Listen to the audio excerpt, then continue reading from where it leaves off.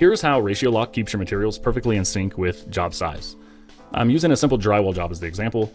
I'll bid per square foot and I'll baseline this out at 48 square feet, which is the coverage of a single 12x4 sheet of drywall.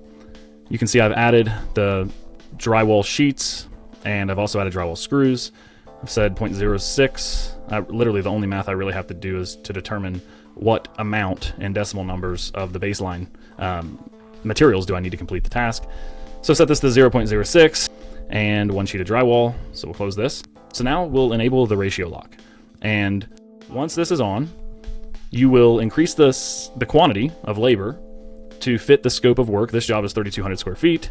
So we can now see that it's increased the quantity of sheets needed to 66.67 and 4 boxes. So now, we get a whole number. We can also enable the round off, which will round up to the nearest whole figure. And we can see that's changed it to 67 sheets and the boxes will remain at 4 boxes. So now we have effectively calculated the exact amount of materials we need to complete this job, and we can also apply our markup in addition to the base pricing here as well on the line item. So super effective, super useful. If we take a look at the finishing, same thing applies here.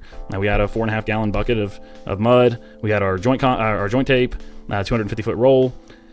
And we will start this at 150 square feet. Let's see here.